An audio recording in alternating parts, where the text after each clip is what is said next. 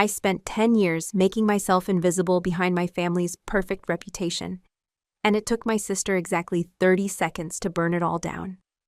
The moment happened at the Whitney's private donor preview, the kind of event where old money whispered over champagne and newer fortunes tried not to look desperate for acceptance. I was in the back corner of the restoration gallery, running my gloved fingers over a Caravaggio forgery someone had tried to pass off as authentic. The craquelure pattern was wrong, too uniform, machine-aged, not centuries of genuine stress. "Bianca," my father's voice cut through my concentration. "Stop hiding with dead paint. Viviana needs you." Of course she did. My sister always needed something.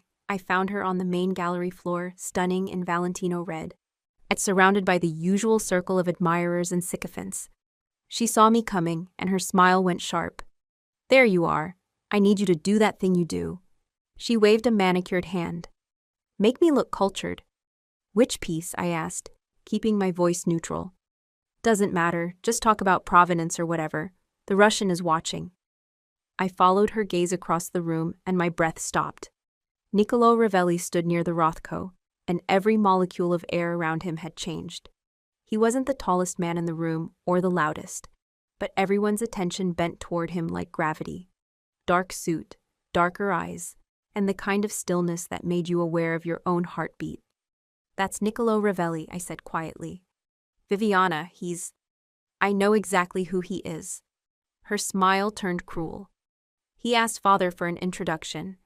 Can you imagine? Like we're some kind of merger opportunity." The fear started as a cold point behind my ribs. "What did father say?" "He said yes, obviously.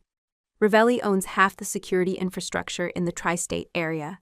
But I'm going to have some fun first." "Don't," she patted my cheek. "Relax, little sister. I know how to handle men like him." She didn't. I watched her cross the gallery floor with the confidence of someone who'd never faced real consequences. Watched Niccolo's expression stay perfectly neutral as she approached. Watched the entire room pretend not to watch while absolutely watching. "Mr. Ravelli," Viviana's voice carried. "My father mentioned you wanted an introduction. How quaint." His eyes didn't leave her face. "Miss Marcelli, I'm afraid I have to disappoint you." She touched his arm, and intimate and dismissive at once. "I don't date men in your particular line of work. Too much risk of ending up in the Hudson, you understand." The silence that followed had teeth. "But my sister might be available." Viviana turned, finding me in the crowd with unerring cruelty. "Bianca's very good with her hands. Restoration work, you know. She's used to fixing broken things." Every eye in that gallery landed on me. Every powerful family, every museum board member, every society reporter with their mental notes. And Niccolo Ravelli's gaze found mine across 30 feet of polished floor. I should have looked away. I didn't. His expression didn't change, but something behind his eyes did. Something cold and considerate and absolutely ruthless. Then he smiled. It was the most terrifying thing I'd ever seen. "How generous," he said, that his voice carrying that same careful neutrality. "But I'm afraid I have other appointments this evening." He left without another word. The crowd exhaled. Viviana laughed, victorious. I knew better. I made it to the bathroom before my hands started shaking, locked myself in a stall, and pressed my forehead against the cool metal door. Viviana had just humiliated one of the most dangerous men in New York. In public. At a museum event tied to our family's philanthropic legacy. My phone buzzed. A text from my father. "Office. Now." I found him in the Whitney's private donor lounge. His face the particular shade of white that meant someone had just threatened our survival. "What happened?" I asked. "Legal just called." He poured scotch with trembling hands. "The DA's office is opening an investigation into the Marcelli collection. Provenance fraud. They're claiming we've been laundering stolen art through the museum circuit for 15 years. The floor tilted. "That's insane. We have documentation for every piece." Someone planted evidence. He downed the scotch. "Gallery records, shipping manifests, authentication certificates, all showing irregularities that point directly to me." "How is that possible?" "I don't know." He looked at me then, really looked at me, and I saw the truth in his eyes. "But I know when." 2 hours after Viviana's public rejection. Surgical, precise, devastating. "He's coming for us," I whispered. "Worse." My father's voice cracked. "He already has us." I spent the next day in the Martelli Private Conservation Lab, pulling records and cross-referencing documentation. My father was right. The fraud was expertly constructed. Gallery acquisition logs showing suspicious timing, shipping manifests with forged signatures, conservation reports with altered technical analysis. But whoever built this trap made one mistake. They didn't know enough about restoration. I found it in the technical report for a Bellini Madonna we'd acquired in 2019.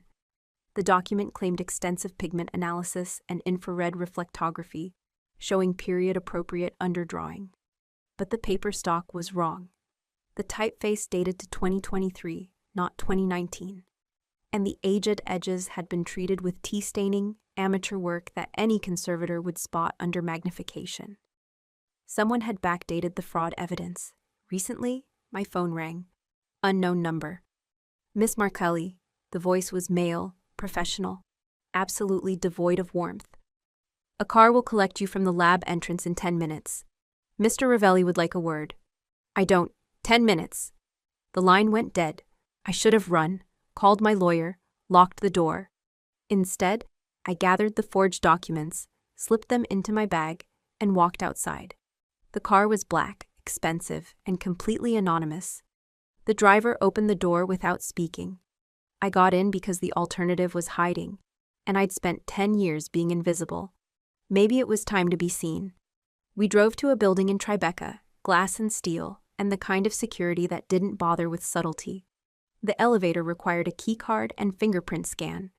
We rose in silence. The penthouse office looked like a war room dressed in Italian minimalism. Floor-to-ceiling windows overlooking the Hudson, and a desk carved from a single piece of walnut, its surface so polished I could see the city lights reflected in the grain. And Niccolo Ravelli, standing with his back to me, watching the city like a king surveying his kingdom. "Your sister is reckless," he said without turning, "but you already knew that." "Yes." "Do you know what she cost your family?" "I can guess." He turned then. In the museum lighting, he'd been handsome in a dangerous way. Here, in his own space, he was something else entirely. Authority, violence held on a leash, intelligence that missed nothing. I noticed his hands first, not because they were decorative, but because they moved with absolute control. The way he adjusted his cufflink was deliberate, economical, like every gesture had been calculated for maximum effect. "Guess," he said. "You asked my father for Viviana's hand. He said yes. She humiliated you publicly, which means you can't let it stand without looking weak. So you activated whatever leverage you already had on the Marcelli family, probably financial, definitely illegal, and now you're going to destroy us unless we give you what you want." His expression didn't change. "And what do I want?" "Legitimacy, respect. A way back into the world that just watched my sister treat you like garbage." I met his eyes. "You want the apology she'll never give." Silence. Then, "Sit down, Miss Martelli." I sat. He moved to his desk, and I watched the fluid efficiency of it. No wasted motion, no hesitation. He opened a folder and slid it across to me. Inside were photographs. My father shaking hands with known art smugglers. Our shipping manifest showing Marcelli pieces moving through ports in Naples and Athens. Bank transfers that looked exactly like laundering. "This is fake," I said immediately. "Prove it." I pulled out my own documents, laid the forged conservation report next to his fabricated evidence. "The paper stock is wrong. The aging is artificial. Whoever built this case did it fast, probably in the last 48 hours. They know art logistics, but they don't know restoration science." He picked up the report, studied it with the focus of a man who missed nothing. "You spotted this how?" "I'm a conservator. I spend my life identifying what's real and what's performance." I held his gaze. "This is performance. Who benefits if your family burns?" The question hit like a precision strike. He didn't want me to grovel or beg. He wanted me to think. "Someone who needs both the Martellis and the Ravellis weakened," I said slowly. Someone who gains if our museum connections collapse and your legitimacy play fails. Name. I don't know your enemies. Then learn. He closed the folder. You have 72 hours before the DA files formal charges. After that, your father goes to prison, your family's assets freeze, and the Marcelli name becomes synonymous with fraud. My throat tightened. What do you want? I already told you what I was promised. His eyes held mine. A Marcelli daughter, a public alliance, legitimacy. I don't want Viviana.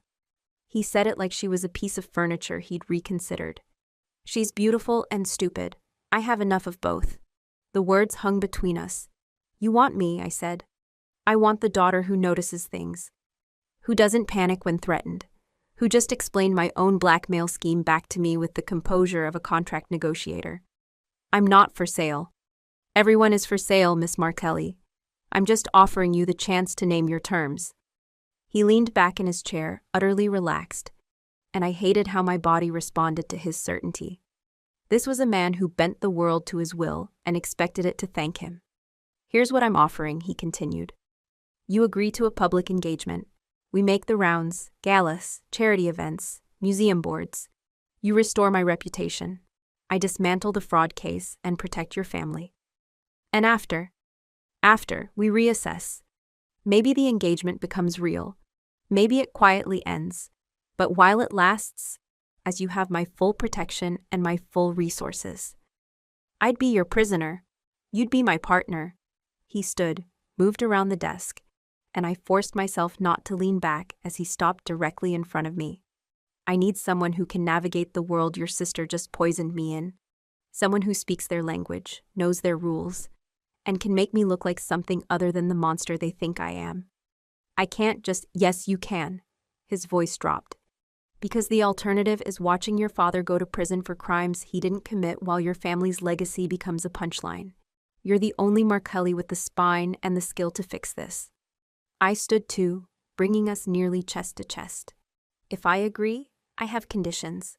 Something flickered in his eyes. Approval, maybe. I name them. I keep full access to my lab and conservation work. No interference. Agreed. I get independent legal counsel, not your lawyers. Mine. Reasonable. My sister gets protection, even though she caused this. Whatever threats come at the Marcellis, she's covered. His jaw tightened. Fine. And you don't touch me unless I say you can. The air between us went electric. He studied my face like he was memorizing every detail. Define touch. You know exactly what I mean. Say it. No kissing, no intimacy, nothing physical beyond what's necessary for public appearances. My voice stayed steady even as my pulse hammered. This is a business arrangement, not a relationship. He smiled then, slow and dark and absolutely devastating. You think you can stand next to me at a dozen events. So let me put my hands on you in public, play the devoted fiancé, and keep that boundary intact. Yes. Liar. He said it softly, almost gently, and I felt it like a physical touch. Those are my terms, I managed. Accepted. He offered his hand. We have a deal, Miss Marcelli. I looked at his hand, thought about my father's terrified face, Viviana's careless cruelty, 10 years of being invisible while my family treated me like wallpaper in couture. I took his hand. His grip was warm, firm, and absolutely certain. He held on a beat too long, his thumb brushing across my knuckles in a deliberate promise. One more thing, he said. Call me Niccolò. We're engaged now. We should probably be on a first-name basis. Bianca. I know, he released my hand. I've known your name since the first time your sister mentioned you 6 months ago. I've seen your restoration work at the Met. Read your provenance analysis on the Caravaggio fraud case.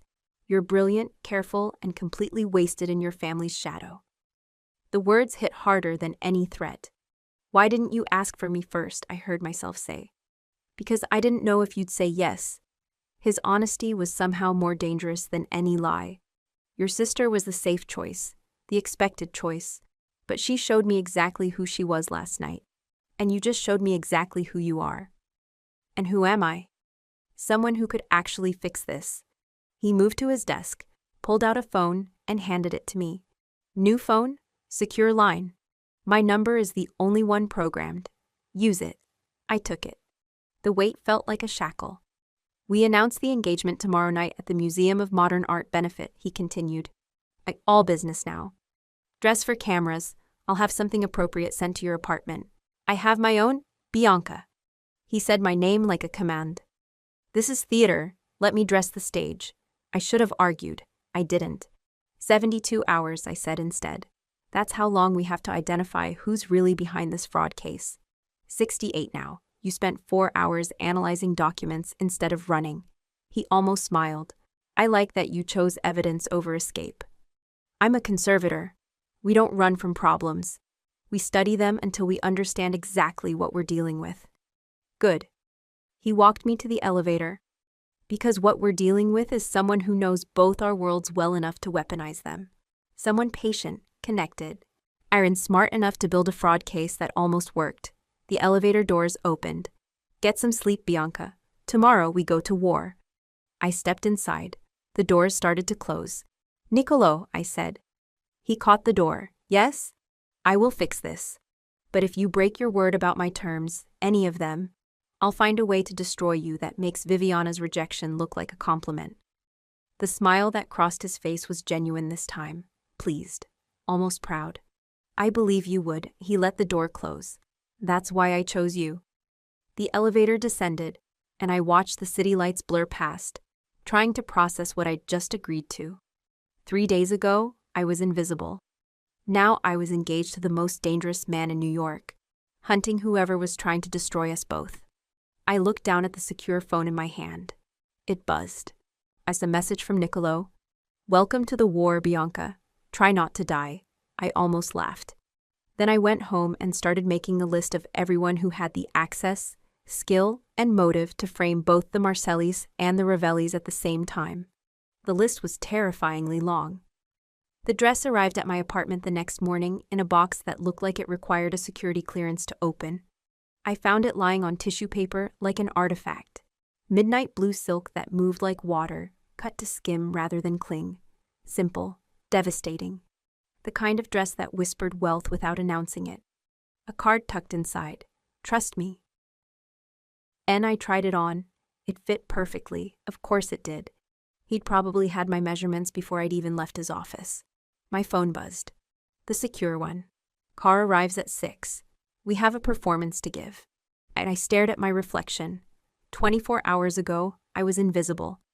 Now I was about to walk into the Museum of Modern Art as Niccolo Ravelli's fiancé, in front of every society reporter, museum board member, and old money dynasty that mattered. My hands didn't shake this time. Good. The car was the same black anonymity as before, but this time, Niccolo was waiting inside. He looked up from his phone as I slid in, and something shifted in his expression. Not quite surprise. Recognition, maybe. You wore it, he said. You sent it. I send a lot of things people ignore. His eyes tracked from my face down to the dress and back up, slow and deliberate. You look dangerous. That was the goal, wasn't it? Make you look legitimate. No. He leaned back, and the city lights sliding past caught the sharp line of his profile. But the goal is to make them understand that rejecting me was the Marcellis' loss, not mine. There's a difference. Revenge dressed up as legitimacy. Survival dressed up as a gala. He turned to face me fully. They're going to ask questions about how we met, how long we've been seeing each other, why the sudden engagement. What do I say? The truth. His mouth curved slightly. You've been consulting on a restoration project for one of my private acquisitions. We've been working together for months. The engagement happened organically. That's not the truth. Close enough. He reached into his jacket and pulled out a small velvet box. Hold out your hand, I did. He opened the box. The ring inside was an emerald flanked by diamonds, set in platinum, old European cut. Art Deco, probably 1920s. It's an antique, I said softly, and I thought you'd appreciate that more than something new. He took it from the box. It has provenance, a good story, everything you value. He slid it onto my finger. The weight of it felt significant. Final. Perfect fit, he murmured. Of course. You really did have my measurements. I have everything about you, Bianca. Your dress size is the least interesting part. He released my hand but held my gaze. When we walk in there, I'm going to touch you. A lot. Hand on your back, arm around your waist, fingers at your wrist. All the things that look like affection to them. My throat tightened. The deal is still intact. Public appearances require public contact. You agreed to that. His voice dropped. But if any of it becomes too much, you squeeze my hand twice. I'll find a reason to step back. The fact that he'd thought that through, that he'd given me an escape signal, did something strange to my pulse. Twice, I repeated. Twice. He straightened his cufflinks. We're about to walk into a room full of people who want to watch us fail. Don't let them see anything but exactly what we want them to see. And what's that? That I won. He smiled, sharp and cold. And that you chose me anyway. The MoMA benefit was everything I expected and worse. Champagne, carefully curated small talk, and the particular breed of vultures who dressed their cruelty in couture and called it society. Nicolo's hand settled at the small of my back the moment we cleared the entrance, warm and possessive through the thin silk. The whispers started immediately. Is that Bianca Marcelli? I thought he wanted Viviana. Apparently, he upgraded. Nicolo leaned close, his breath against my ear. Smile. You're supposed to look happy. I'm supposed to look engaged to you. Happy wasn't in the contract. His laugh was quiet and genuine. Fair enough. We moved through the crowd like a military operation. He introduced me to museum directors, gallery owners, private collectors. His hand never left me. Fingers splayed across my lower back, thumb tracing small circles that probably looked absent-minded to observers, but felt absolutely deliberate. Bianca is consulting on authentication for my private collection, he told a museum board member. Her expertise in provenance analysis is exceptional. The woman's eyebrows rose. I didn't realize you collected, mister. Our Ravelli. I collect many things. His hand tightened slightly on my waist. But I'm learning to appreciate quality over quantity. The subtext wasn't subtle. An hour in, I spotted my father across the room. He looked 10 years older than he had 3 days ago. Viviana stood beside him, radiant and oblivious. I started. Go, Nicolo released me. But take this. He handed me a champagne flute. You look too sober, it's making people nervous. I crossed to my father. He saw me coming, and his expression crumbled with relief. Bianca, thank God, he gripped my arm. Is it true? Are you really engaged? Yes. I showed him the ring. How did this happen? You know how. I kept my voice low. He wanted a Martelli daughter. Viviana wasn't available. I was. Viviana turned at her name. Her eyes went to the ring. And then to Nicolo across the room, then back to me. You're joking, she said flatly. I'm preventing father from going to prison. I met her gaze. You humiliated Nicolo Ravelli in public. This is the price. So you're just what? Selling yourself? I'm fixing what you broke. The words came out harder than I intended. He drops the fraud case. We get 3 months of public appearances. Everyone saves face. And then what? Then we reassess. Viviana studied me with something that might have been concern or might have been jealousy. You know what he is, right? What he does? Yes. And you're okay with that? I thought about the way Nicolo had given me an escape signal, the way he'd called me brilliant, the way his thumb had traced my knuckles like a promise. I'm okay with surviving, I said. My father cleared his throat. The legal situation is being handled. I squeezed his hand. Trust me, I've already found evidence that the fraud case is manufactured. We just need time to prove it. How much time? Less than 3 days. I looked at Viviana. And you need to stay out of trouble. You're protected under the deal terms, but only if you don't make things worse. Viviana's expression went cold. Protected? Like I'm some kind of liability. You are, I said it gently, but you're still my sister. So stay safe and let me handle this. I left them and found Nicolo deep in conversation with a man I didn't recognize. As I approached, Nicolo's eyes tracked to me immediately. Excuse me, he told the man, and turned to me fully. Problem. Family drama. The usual? Your sister looks like she wants to set me on fire. She's realizing what her rejection actually cost. I took a sip of champagne I didn't want. She'll survive. Will you? The question caught me off guard. I looked up at him, and for a moment his expression was unreadable. I don't have another choice, I said quietly. Everyone has choices, Bianca. You just made the smart one. He touched my chin, tilting my face up slightly, and I knew, absolutely knew, this was for the cameras, for the watching crowd, for the society reporters taking mental notes. But his eyes held mine with an intensity that had nothing to do with performance. You're doing well, he murmured. Better than I expected. What did you expect? Compliance, maybe some fear. His thumb brushed my jaw. Not this. What's this? You standing here like you chose me, like you're not a hostage playing dress-up. He dropped his hand but didn't step back. It's convincing. Maybe I'm a good actress. Or maybe, he was interrupted by a sharp voice behind me. Mr. Ravelli, how unexpected. I turned. The man approaching was in his 60s, silver-haired, with the kind of smile that made you check your wallet afterward. Niccolò's expression went carefully neutral. Mr. DeLuca. I was surprised to see the engagement announcement. DeLuca's eyes slid to me. Especially after the museum incident with your sister, Miss Markelli. How gracious of you to step in. It wasn't grace, I said, before I could think better of it. It was common sense, DeLuca laughed. I like her, she's got more spine than the other one. He turned back to Niccolò. I hear the Markelli collection is under investigation. Unfortunate timing for a new alliance. The investigation will resolve itself, Niccolò said smoothly. Will it? I heard the evidence is quite damning. Provenance irregularities going back years. Something cold slid down my spine. This man knew too much, cared too much about our private crisis. Irregularities can be explained, I said, watching his face, especially when they're manufactured. DeLuca's smile didn't waver, but his eyes sharpened. Manufactured? That's quite an accusation. It's quite a fraud.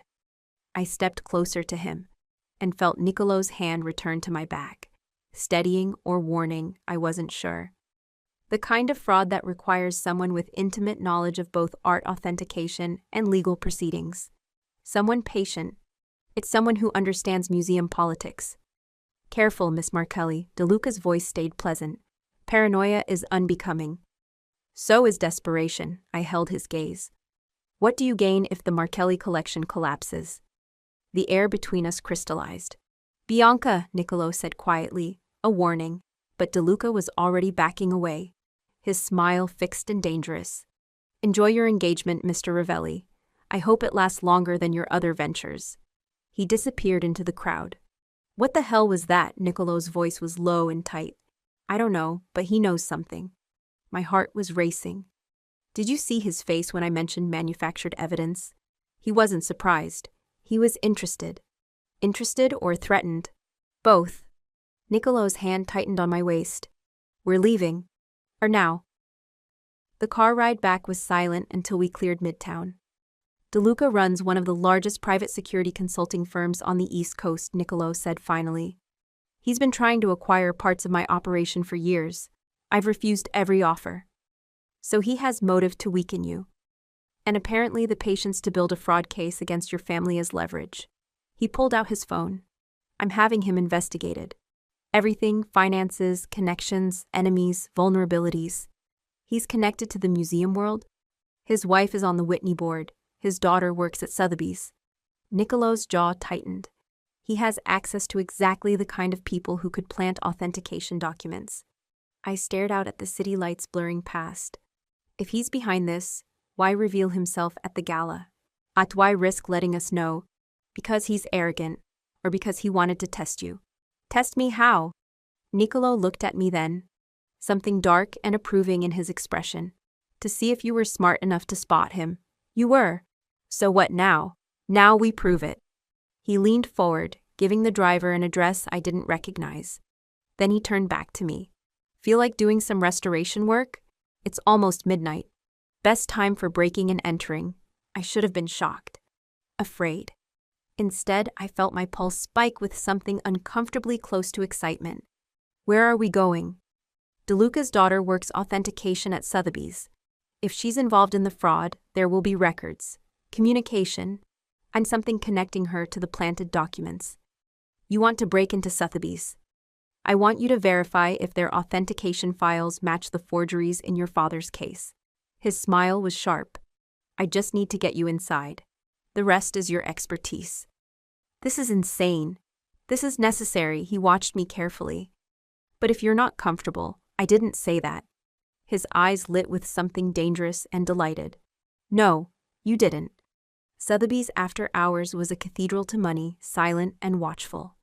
Getting past the first entrance required Niccolo making 3 phone calls and waiting 20 minutes for someone to disable the alarm remotely. How did you? I started. I have friends in security infrastructure. He handed me gloves and a pen light. The authentication department is on the 3rd floor. We have approximately 15 minutes before the next security sweep. 15 minutes? 12 now. You spent 3 asking questions. He moved to the stairwell. Clock starts now. We climbed in silence. The 3rd floor was a maze of offices and file rooms. It took me 2 minutes to find the authentication department. Another minute to locate the filing system. It's alphabetical by client, not by piece, I whispered. This is going to take 10 minutes. Niccolo positioned himself at the door. Find the Marcelli files. Photograph anything relevant. I worked fast. The first file cabinet was locked. The second opened after I applied the kind of gentle force conservators learn when dealing with stubborn archive boxes. The Marcelli folder was exactly where it should be, too thick for normal documentation. And inside were copies of the same forged reports I'd found in my lab. But something was wrong. These signatures, I said quietly, pulling out my phone to photograph. They're supposed to be from Elena DeLuca. But look at the pressure pattern. Niccolo glanced over. What about it? Authentication signatures require a specific consistent pressure. It's part of the validation.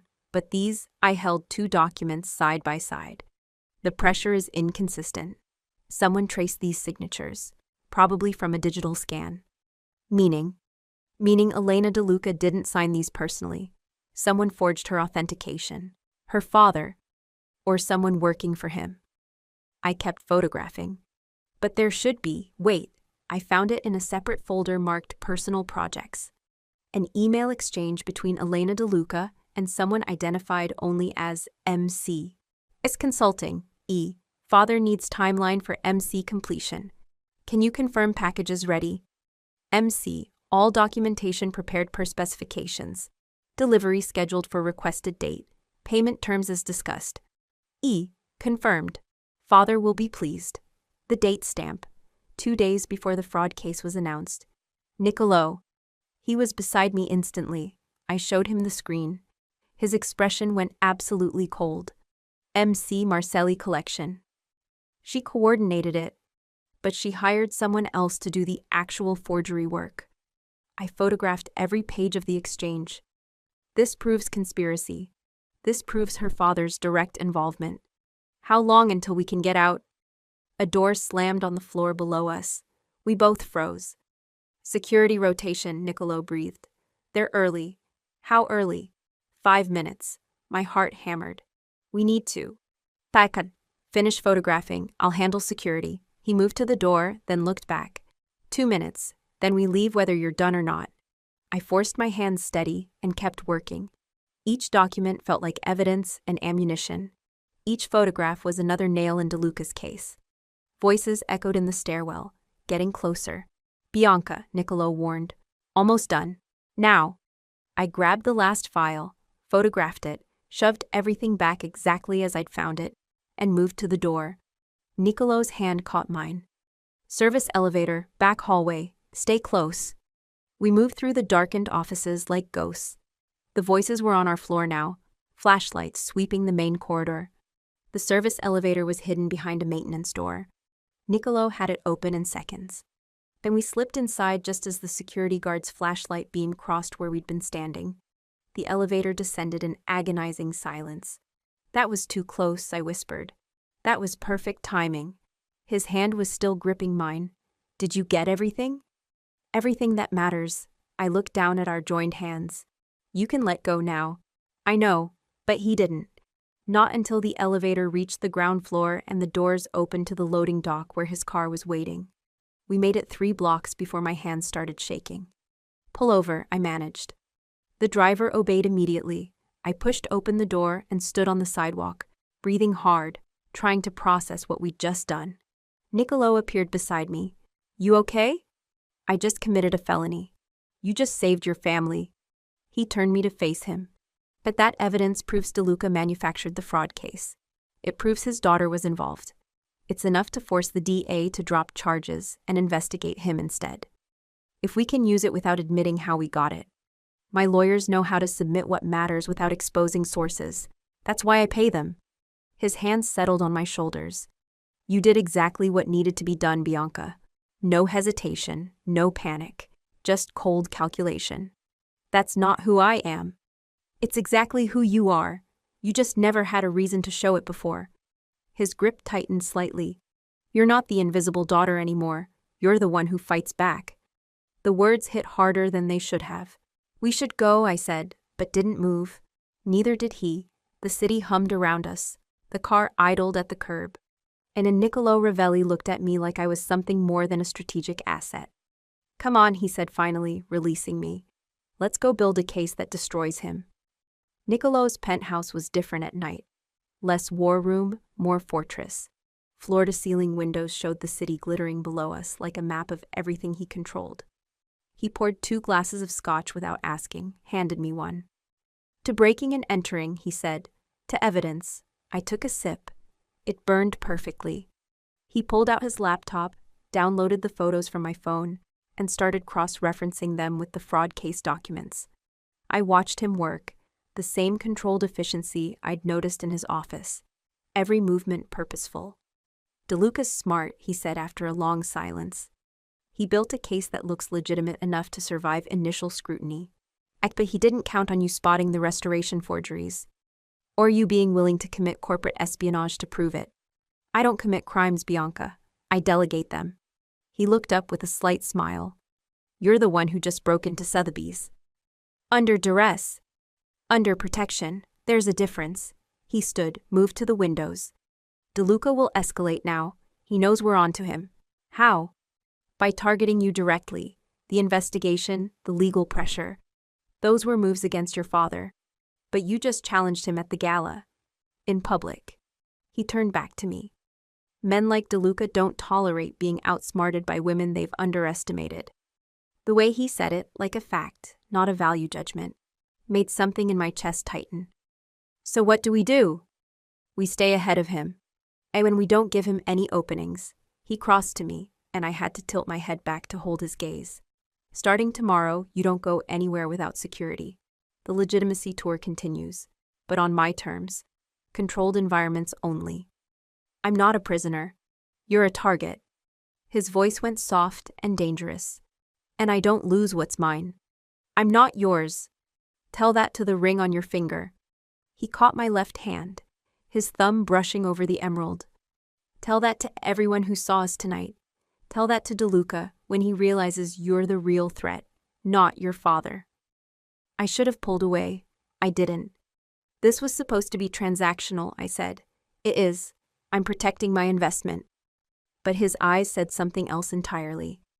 The fact that I'm starting to enjoy the investment is unexpected. My pulse jumped. Niccolo, you should stay here tonight, he said abruptly, releasing my hand. DeLuca knows where you live. Until we know his next move, you're safer here. For how long? As long as it takes. He moved toward the hallway. Guest room is second door on the left. I'll have your things sent over tomorrow. I can't just move in with you. You can, and you will. He stopped at the hallway entrance. This isn't negotiable, Bianca. Your safety is part of the deal. I wanted to argue, but he was right. DeLuca had revealed himself tonight because I'd forced his hand. That made me dangerous. And danger attracted retaliation. Fine, I said. But I need access to my lab tomorrow. And I want independent legal counsel reviewing the evidence before we present it. His expression shifted. Approval mixed with something darker. Independent counsel was already part of the deal. I've had someone on retainer since the day you agreed. He pulled out his phone and sent a quick message. She'll be here at 8 a.m. tomorrow to review everything. The fact that he'd remembered that deal term, that he'd actually followed through, shouldn't have surprised me. It did. Thank you, I said quietly. Don't thank me yet. We still have to win. He almost smiled. Get some sleep. Tomorrow we start dismantling DeLuca's empire. The next week became a rhythm I both hated and craved. Mornings started with coffee in Nicolo's kitchen, while his lawyer, a sharp woman named Andrea Chen, who missed nothing, reviewed our growing evidence file. She asked brutal questions about chain of custody and evidence admissibility, forcing us to build a case that could survive legal scrutiny. Here the Sotheby's documents are strong, Andrea said during one session. But we need to explain how you obtained them without admitting to breaking and entering. Anonymous tip, Nicolo suggested. From whom? A concerned Sotheby's employee who noticed irregularities. Andrea's expression was skeptical, but she made a note. I'll draft the filing, but you need more. One email chain isn't enough to prove DeLuca orchestrated the entire fraud. She was right. So I went hunting. My days fell into a pattern. Nicolo's security team drove me to my conservation lab each morning. I worked on legitimate restoration projects, while cross-referencing every authentication document connected to the Marcelli case. Tracking signatures, identifying patterns, building timelines. I found 3 more pieces with forged Elena DeLuca signatures. All authenticated within the same 2-week period. All using the same trace signature technique. Someone was working fast, I told Nicolo that evening, showing him my analysis.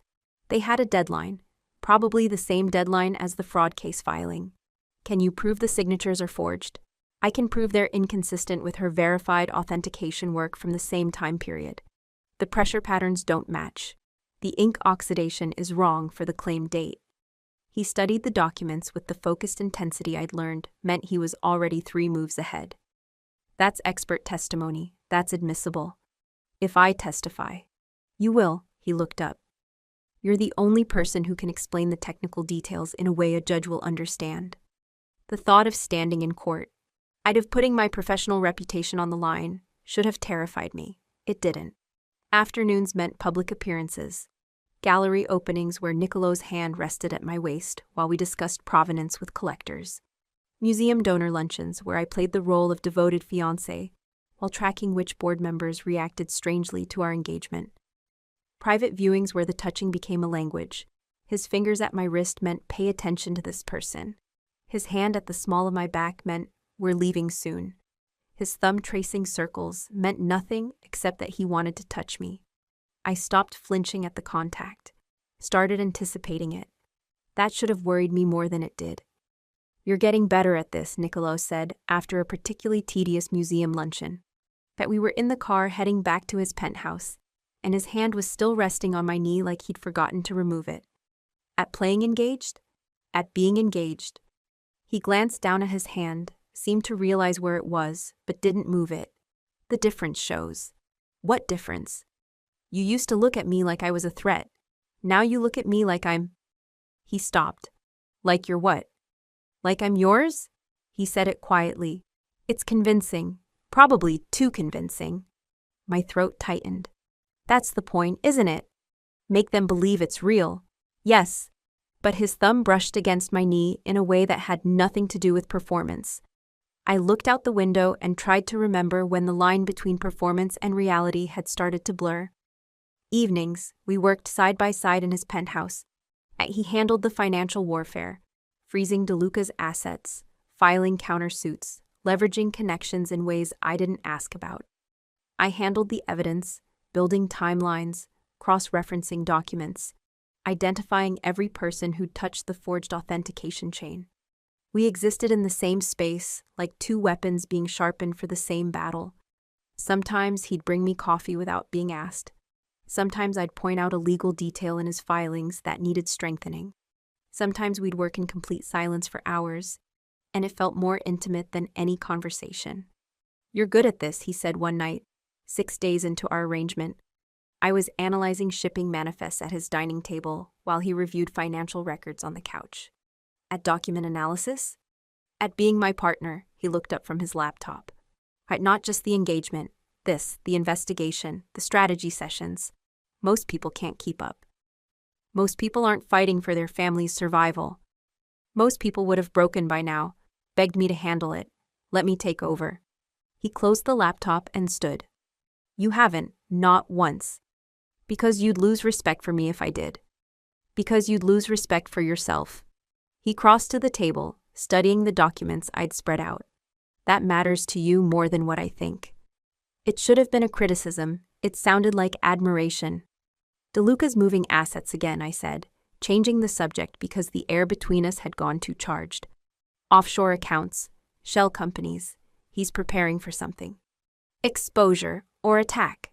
Niccolo leaned over my shoulder to look at the manifest I'd been studying. What am I looking at? Shipping records for a Bellini Madonna that Marcelli acquired 3 years ago. It went through 6 countries before landing in New York. But look at the authentication timeline. He leaned closer, and I could feel the heat of him against my back. It was authenticated before it left Italy. By someone who never saw the actual piece. The authentication is dated 3 days before the painting was removed from storage for shipping. I pointed to the signature. And that's Elena DeLuca's name, but not her signature pattern. Her father signed for her. Or had someone else do it. Either way, it's fraud. I turned my head to look at him and realized he was inches away. We have him. Multiple forged authentications. Conspiracy with his daughter. Manufacturing evidence for a legal case. Niccolo's eyes held mine. And this close, I could see the faint scar above his eyebrow. The exact shade of darkness in his eyes. The way his jaw tightened when he was processing information. You're brilliant, he said quietly. You know that? I'm thorough. You're both. His hand came up, caught a strand of hair that had escaped my ponytail. And you're wasted on people who don't see it. My breath caught. Niccolo. 3 more days, he said, releasing the strand but not moving back. That's how long we have before DeLuca's next move. I can feel it. How do you know? Because it's what I do. Build the case, back the enemy into a corner, then strike before they can counter. His expression went hard. We need to hit him first. With what? We have evidence of fraud, but... The secure phone buzzed. Niccolo straightened, checked it, and his entire demeanor changed. What? I asked. DeLuca just filed an emergency motion with the DA. He's requesting immediate seizure of your family's entire collection pending investigation. He looked up, and his eyes were absolutely cold. Tomorrow morning at 9, if the judge approves it, everything your family owns gets locked in evidence. The floor tilted. Can he do that? If he convinces a judge there's imminent risk of evidence destruction, yes. His jaw tightened. We're out of time. What do? We move tonight. I'm calling in every favor I have, judges, lawyers, investigators. We hit DeLuca with everything. He was already dialing. I need you to finish the chain of custody analysis. Every authentication document, every signature, every irregularity. I complete timeline from first forgery to fraud case filing. That'll take hours. You have 6. He handed me his laptop with all our files loaded. Start with Elena DeLuca's authenticated pieces. Find the pattern that proves systematic fraud. I worked. Niccolo moved through the penthouse like a general commanding a war. Phone calls, video conferences, coordination with Andrea and lawyers I'd never met. The man I'd seen at society events was gone. This was the version of him that built empires and crushed enemies. It was terrifying. It was magnetic. Around midnight, I found the pattern. Niccolo. He was beside me instantly. I showed him the screen. Elena DeLuca authenticated 17 pieces for Marcelli acquisitions over 3 years. All of them have irregular signature patterns. Traced, not original. But her normal authentication work for other clients during the same period is perfectly consistent. Meaning? Meaning someone else signed her name on the Marcelli documents. Someone who had access to her signature exemplars, but couldn't replicate the muscle memory. I pulled up another file. But here, in emails between Elena and her father, she references MC, project completion, on the exact dates our forged authentications were created. MC, Marcelli collection. She coordinated it, but someone else executed the actual forgery work. probably a professional document forger her father hired. Nicolo's smile was pure predator. That's conspiracy. That's her father's direct involvement. That's criminal intent. He grabbed his phone. I'm sending this to Andrea. And if she can get an emergency counter motion filed before DeLuca's seizure hearing. His phone buzzed. He answered, listened, and his expression went murderous. Increase perimeter security. Lock down all entry points. I want eyes on every camera. He hung up and turned to me. DeLuca just sent someone to your apartment. They broke in 20 minutes ago. My stomach dropped. What were they looking for? Exactly what you just found. Evidence, documentation, anything that proves the fraud is manufactured. He gripped my shoulders. If you'd been there. But I wasn't. My voice came out steadier than I felt. I was here, with you. Because I insisted. His hands tightened. He's escalating faster than I anticipated. The break-in, the emergency motion. He's trying to force us into a mistake. Then we don't make one. I met his eyes. Yet we end this. Tomorrow, we present everything to the judge, the forged signatures, Elena's emails, DeLuca's motive. We force the DA to drop the case and investigate him instead. And if the judge doesn't buy it, then we make sure they do. I pulled up the final document I'd been working on. I have a complete forensic analysis of every forged authentication. Technical details a judge can't ignore. Expert testimony they'll have to accept. You're willing to testify. I'm willing to win. The words came out fierce. DeLuca tried to destroy my family to get to you. He manufactured evidence. He broke into my home. Something hot and righteous burned in my chest. I'm not letting him walk away from this. Nicolo's expression transformed, shock shifting to something darker and infinitely more dangerous. Say that again, he said quietly. For which part? The part where you stopped saying you and started saying we. His eyes held mine. When did this become your fight instead of just your survival? I didn't have an answer, or maybe I did, and it terrified me. It became my fight when he sent people to my apartment I managed, when he tried to intimidate me at the gala, when he made it personal. Nicolo stepped closer, and suddenly the space between us felt charged with more than just strategy. You're not just fixing your family's problem anymore, you're coming after him. He shouldn't have underestimated me. No. His hand came up, knuckles brushing my cheek, gentle and absolutely forbidden by our deal. He really shouldn't have. I couldn't breathe. Couldn't step back. This was dangerous. This was crossing every line we'd drawn. I started. Like you should get some rest. But he didn't move. Neither did I. We have a war to win tomorrow. Nicolo. The elevator chimed. We broke apart as Andrea stepped out with a tablet and an urgent expression. I filed the counter motion, she said without preamble. Emergency hearing is at 8 a.m., 1 hour before DeLuca's seizure motion. If we can prove fraud and conspiracy, the judge will have grounds to deny his request and open an investigation into him instead. What do you need from us? Nicolo asked, his command mask sliding back into place seamlessly. Everything Bianca just found. Complete documentation, expert analysis, and both of you in court looking like an unbreakable alliance. Andrea's eyes flicked between us. The optics matter. DeLuca will paint you as a criminal coercing the Martellis. You need to look like partners who caught him together. We are partners, I said, before I could stop myself. Something shifted in Nicolo's expression. Yes, we are. Andrea's gaze sharpened, but she just nodded. Good. Court at 8. Dress like you own the room.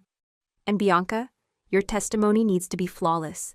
You're the expert witness who destroys DeLuca's case. I will be. She left with the files, and suddenly I was alone with Nicolo again in the too quiet penthouse. You should sleep, he said. I know what tomorrow is. I looked at him, really looked at him, and saw past the control to the man beneath. Thank you for protecting me, for believing I could do this. I didn't give you the ability to do this, Bianca. You already had it. He touched my face again, just his fingertips against my temple. And in this time, there were no cameras, no performance, just us. I just gave you the space to prove it. The air between us turned molten. This was the moment where the boundary we'd set crumbled. where performance became reality. I should have stepped back. He should have let me. Neither of us moved. If we do this, I whispered. We break the deal, he finished. I know. And tomorrow we destroy DeLuca? Tonight, his thumb brushed my cheekbone. Tonight I'm just a man who's tired of pretending you're only a strategic asset. What am I? You're the woman who breaks into Sotheby's without hesitation, who challenges dangerous men at galas, who builds cases that dismantle empires. His eyes held mine. You're the woman I chose, for real, not for leverage. My heart hammered against my ribs. The deal? Included a clause. You don't touch me unless you say I can. His hand stilled against my face. So say it, Bianca, or tell me to leave. I should have told him to leave. Should have maintained the boundary. Should have protected myself. I didn't. Don't leave, I breathed. His control shattered. He kissed me like he'd been starving for it, one hand fisting in my hair, the other sliding to my waist to pull me against him. Not gentle, not tentative. Just raw need and weeks of restraint breaking at once. I kissed him back just as fiercely. His mouth was demanding, possessive, absolutely certain. He kissed me like I was his, and he was done pretending otherwise. Like every touch at every gala had been leading here. I gripped his shirt, pulling him closer, and felt him make a sound low in his throat that went straight through me. And he walked me backward until my spine hit the wall, his body pressing against mine. One hand braced beside my head while the other curved around my jaw, angling my mouth exactly how he wanted it. Bianca, he breathed against my lips. Tell me to stop. No. He kissed me harder. I'd thought I understood chemistry, understood attraction. I'd been wrong. This was combustion. His hands were everywhere, tangled in my hair, sliding down my side, gripping my hip like he was afraid I'd disappear. Mine were just as desperate, mapping the muscles of his shoulders, the heat of his skin through his shirt, the sharp line of his jaw. When he finally pulled back, we were both breathing hard. That was, I started. A terrible idea, he finished. Completely unprofessional. Breaks every term of our deal. Yes. We should establish new boundaries and discuss what this means. Have a rational conversation about. I pulled him back down and kissed him again. This time he laughed against my mouth, and the sound was so genuine, so unguarded, that something in my chest cracked open. Or we could do that, he murmured. Better plan. He kissed me slower this time, deliberate and devastating, like he was memorizing the taste of me. His thumb traced my jaw, my throat, the hollow behind my ear. We have court in 7 hours, I managed, when he finally let me breathe. I know. We should sleep. We should, but he didn't move. Or we could stay here and do this for 6 more hours and deal with the consequences. Terrible plan. Best plan I've had in weeks. He kissed me again, soft and almost gentle, then rested his forehead against mine. But you're right. Tomorrow we have to be sharp and untouchable, perfect. So tonight you go to your room, and I go to mine, and we pretend this didn't just change everything. Did it? He pulled back enough to look at me, and his expression was raw. Yes. My throat tightened. Niccolo. Sleep, Bianca. Tomorrow we destroy your enemy. Then we figure out what the hell we just started. He stepped back, putting distance between us like it physically hurt. I made it to the guest room on shaking legs and closed the door. Pressed my back against it and touched my lips where I could still feel the pressure of his mouth. The ring on my finger caught the light. 24 hours ago, it was just a prop, a piece of the performance. Now it felt like a promise. I climbed into bed and stared at the ceiling, knowing sleep wouldn't come. In 7 hours, we'd walk into court and face DeLuca, present our evidence, win or lose everything.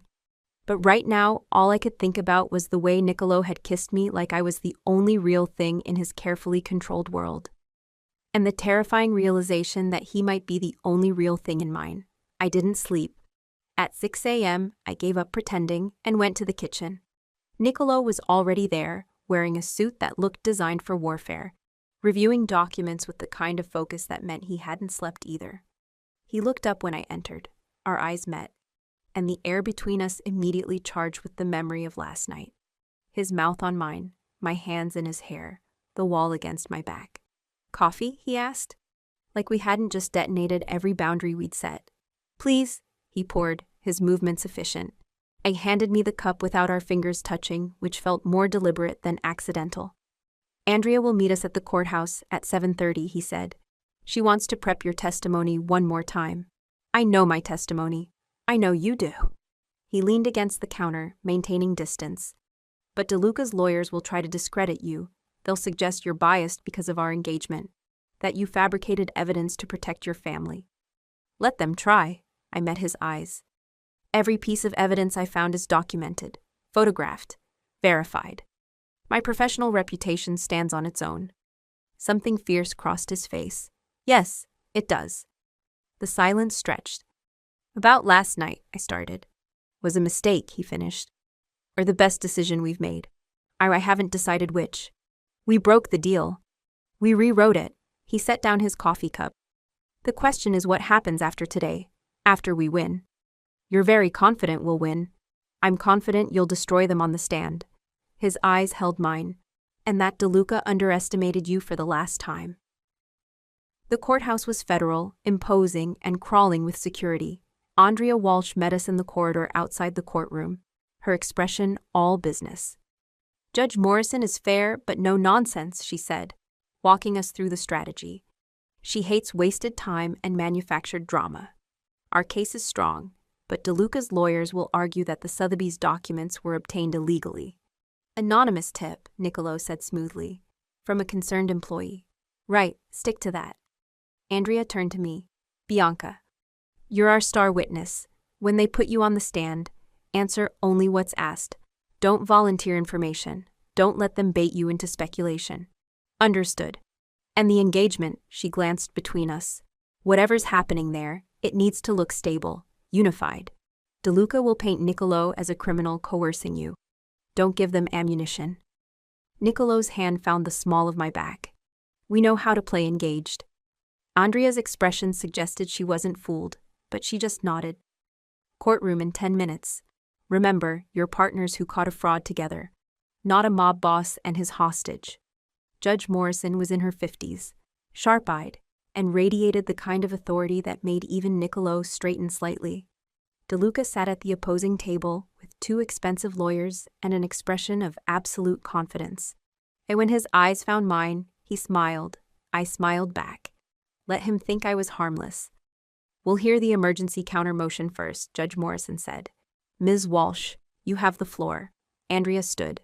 "Your Honor, we're here to oppose Mr. DeLuca's motion for evidence seizure, and to present proof that the fraud case against the Marcelli family is itself fraudulent. We have documentation showing systematic forgery of authentication documents, conspiracy involving Mr. DeLuca's daughter Elena DeLuca, and evidence of criminal intent." DeLuca's lawyer shot to his feet. "Your Honor, this is a transparent attempt to deflect from the Marcellis' own criminal activity." "I'll determine what's transparent, Mr. Hartley." Judge Morrison's voice was ice. "Ms. Walsh, present your evidence." Andrea did. She walked the judge through every forged signature, every inconsistent authentication, every email between Elena DeLuca and her father, the shipping manifests with impossible timelines, the documents with backdated forgeries. And then she called me. "Miss Martelli, you're a professional art conservator and restoration specialist, is that correct?" "Yes." "And you've worked on authentication and provenance analysis for major museums?" "I have. The Met, MoMA, and several private collections." "In your professional opinion, are the authentication documents in the Marcelli fraud case genuine?" I looked directly at DeLuca. "No, they're sophisticated forgeries, but forgeries nonetheless." "How can you tell?" "Multiple indicators." I pulled up the first exhibit on the courtroom screen. This signature purports to be from Elena DeLuca, dated March 2023, but the pressure pattern is inconsistent with her verified signature work from the same period. Someone traced this signature, likely from a digital scan, rather than signing it naturally. DeLuca's lawyer stood. "Objection. The witness is speculating about intent." "I'm describing observable technical evidence," I said calmly. "The pressure inconsistency is measurable. I can provide the exact variance if needed." Judge Morrison leaned forward. "Please do." I did. For 20 minutes, I walked the judge through every technical detail: paper stock analysis, ink oxidation rates, signature pressure patterns, authentication protocol violations. I showed her the emails between Elena and her father, the timeline that proved coordination. DeLuca's expression went from confident to cold. Miss Markelli, his lawyer said during cross-examination, "Isn't it true that you're engaged to Mr. Ravelli, who has a documented vendetta against my client?" "It's true I'm engaged to Mr. Ravelli. It's not true he has a vendetta. Mr. DeLuca built a fraudulent case against my family to leverage Mr. Ravelli's business operations. We discovered the fraud together." "How convenient. How provable." I met the lawyer's eyes. "Every piece of evidence I've presented exists independently of my relationship with Mr. Ravelli. The forgeries exist, the emails exist, the timeline exists. My engagement doesn't change physics or forensic analysis." Andrea hid a smile. Judge Morrison called a 15-minute recess to review the evidence. In the hallway, Niccolo pulled me aside. "You were perfect," he said quietly. "Are absolutely perfect. I just told the truth. You dismantled their case in 20 minutes. His hand found mine, hidden from view by the angle of our bodies. DeLuca looks ready to bolt. "Good. Bianca." He stepped closer. "If we win this, the fraud case disappears. Your family is safe. The deal terms are met." My stomach tightened. "Meaning?" "Meaning the engagement could end. Quietly, amicably." His eyes searched mine. "Unless we decide otherwise." "Is that what you want?" "I'm asking what you want." Before I could answer, Andrea appeared. "Judge is ready." Judge Morrison's verdict was swift and brutal. "Based on the evidence presented, I'm denying Mr. DeLuca's motion for evidence seizure.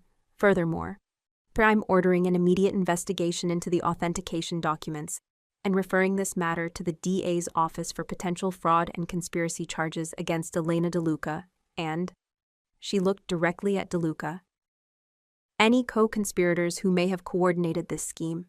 DeLuca's face went white. "The fraud case against the Marcelli family is dismissed pending the outcome of this investigation. All restrictions on the family's assets are lifted immediately." Judge Morrison's gavel came down. "We're adjourned." I felt Niccolo's hand tighten on mine. We'd won. The next 72 hours should have been victory. They were surveillance. "DeLuca's going to retaliate," Niccolo said that first night, back in his penthouse with Andrea and 2 of his security team. "He just lost everything in court. And he won't accept that quietly." "What can he do?" I asked. "The investigation is open. If he makes a move, it proves guilt. Desperate men make stupid moves." Niccolo pulled up security footage on his laptop. "He's already liquidating assets, offshore transfers, shell company movements. He's either running or preparing for war." "Which one?" "Both." He looked at me. "Which means you stay protected. No solo lab visits. No public appearances without full security." "I can't just hide." "You're not hiding. You're staying alive." His voice went hard.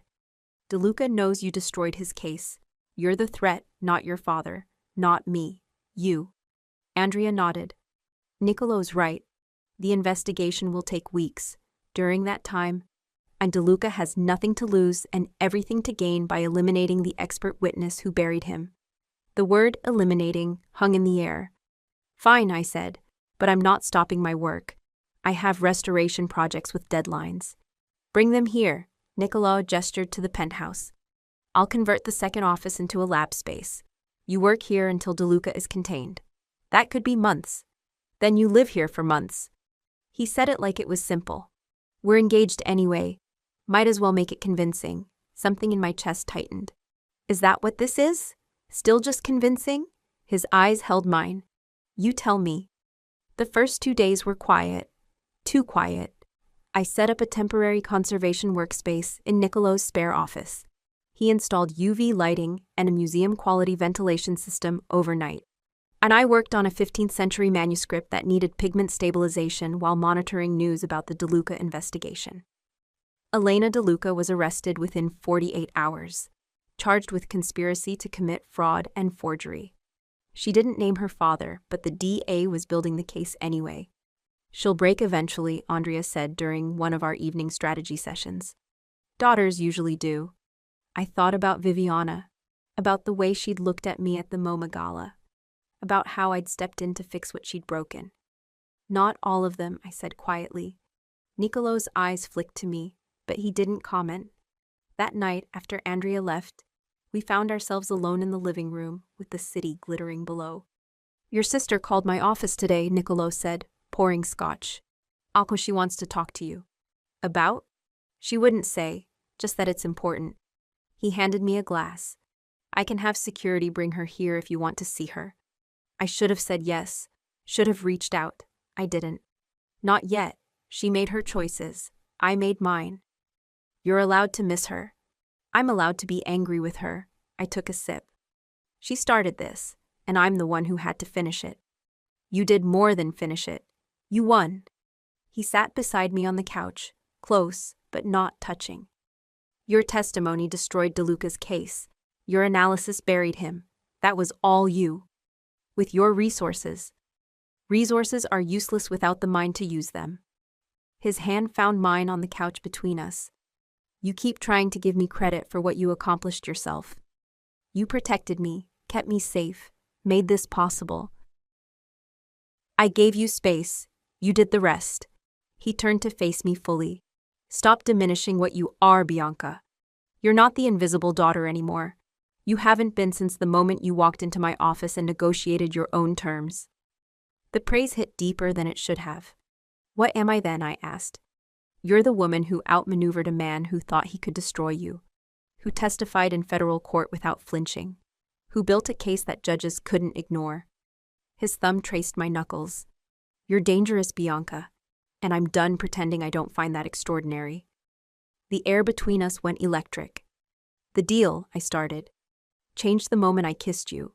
We both know that. So what are we doing? Surviving, together. He lifted my hand, pressed his lips to my knuckles, as in trying not to burn down everything while we figure out what comes after survival. I should have pulled away, maintained distance, protected myself. Instead, I leaned in and kissed him. This time it was slower, deliberate. No urgency, just certainty. His hand came up to cup my jaw, angling my mouth exactly how he wanted it. I shifted closer and he pulled me across his lap without breaking the kiss. Bianca. He breathed my name against my lips. We should what? I pulled back enough to meet his eyes. Pretend we don't want this. Should establish what this is before his hands settled on my hips, holding me in place. Before I stop being able to think clearly around you. You think clearly just fine. Not anymore. He kissed me again, harder this time. Not since you walked into that courtroom and eviscerated DeLuca's entire case. Not since I realized you're not just brilliant. You're ruthless when you need to be. Is that what you want? Ruthless? I want you. He said it simply, like it was obvious. However you come. My heart hammered. Nicolo. His phone buzzed. We both froze. He checked it and his entire expression went cold. DeLuca's penthouse just went dark. Security cameras offline. No heat signatures. He ran. Or he's preparing something worse. He lifted me off his lap with obvious reluctance. I need to make calls. You should. I'm staying right here. I stood my ground. Whatever's coming, we handle it together. Something fierce and possessive crossed his face. Together. 20 minutes later, we had confirmation. DeLuca had fled the country. Private jet to the Cayman Islands, then disappeared. Elena's lawyer was negotiating a plea deal that would implicate her father fully. It's over, Andrea said via video call. DeLuca's running means he knows he's lost. The DA will file charges in absentia. Your family is clear, the fraud case is closed, and Elena will testify against her father to reduce her sentence. What about the emergency seizure motion? I asked. Withdrawn. All restrictions on Marcelli assets are permanently lifted. Andrea almost smiled. You won. Completely. After she disconnected, Nicolo and I sat in silence. It's over, I said quietly. The legal case is over. His eyes held mine. But DeLuca is still out there, angry, humiliated, with resources and connections. You think he'll come back? I think men like him don't accept defeat quietly. He stood. Ard moved to the windows. which means you stay protected until we know for sure he's contained. How long? As long as it takes. I joined him at the window, looking out at the city. The deal terms are met. The fraud case is dismissed. My family is safe. Yes. Which means the engagement could end, if we wanted. He turned to face me. Is that what you want? I'm asking what you want. I want you to choose. His voice was rough. Not because of a deal or protection or survival. I want you to choose me because you want this. Want us. My throat tightened. And if I do? Then we stop pretending this is temporary. He pulled me close, his hands settling at my waist. We make it real. All of it. That's not what we agreed to. No, it's better. He kissed me softly. Choose me, Bianca. Not because you have to. And because you want to. I looked up at him, this dangerous, powerful, ruthless man who'd given me space to be dangerous myself. Who'd protected me without caging me. Who'd seen me when everyone else looked through me. I choose. My phone rang. The regular one, not the secure line. I pulled it out. Viviana's name flashed on the screen. Don't answer, Niccolo said. But something in my gut twisted. I answered. Bianca. Viviana's voice was shaking.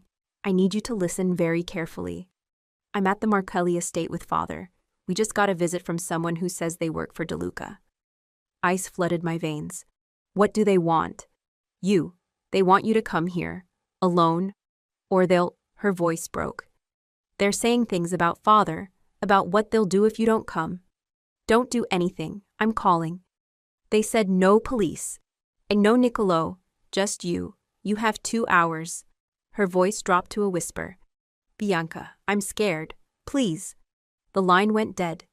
Niccolo was already on his secure phone. Trace that call. Lock down the Martelli estate.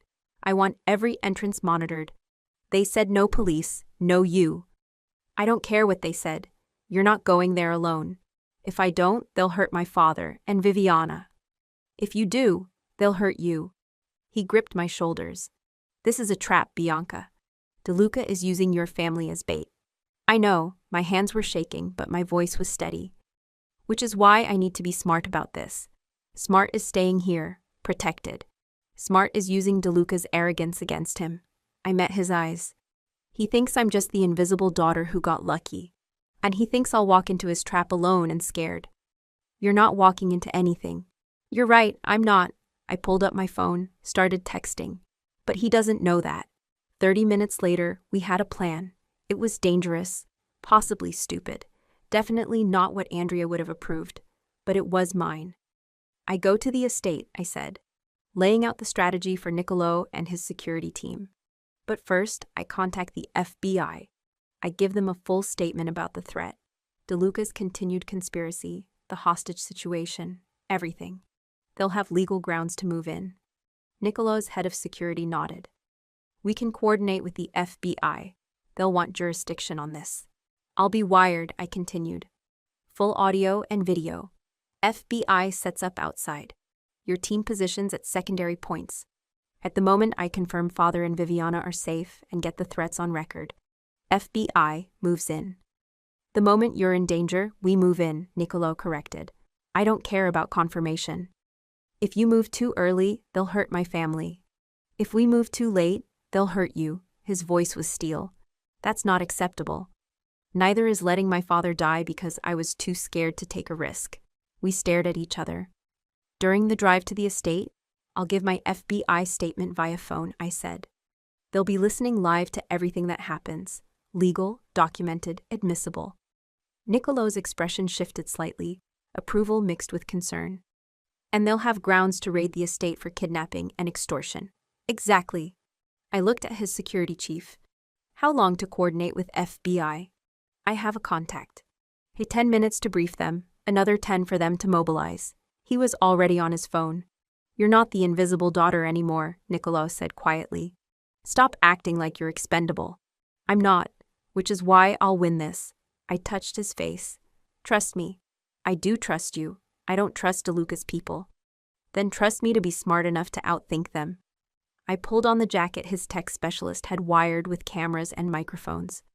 I've spent my whole life reading liars and forgeries. Let me read this. He looked at me for a long moment, then pulled me close and kissed me hard. If anything happens to you, he started. It won't, because you'll be watching. Because the FBI will be listening. And because I'm done being underestimated.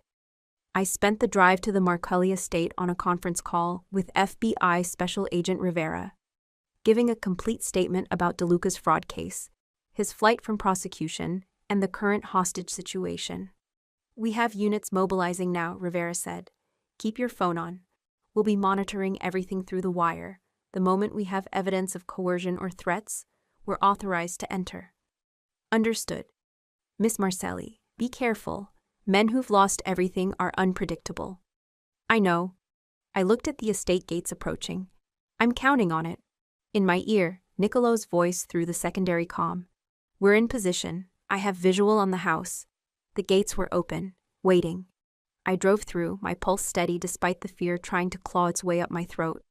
"For 2 men at the front entrance," Nicolo's voice said. "Armed, 3 more heat signatures inside."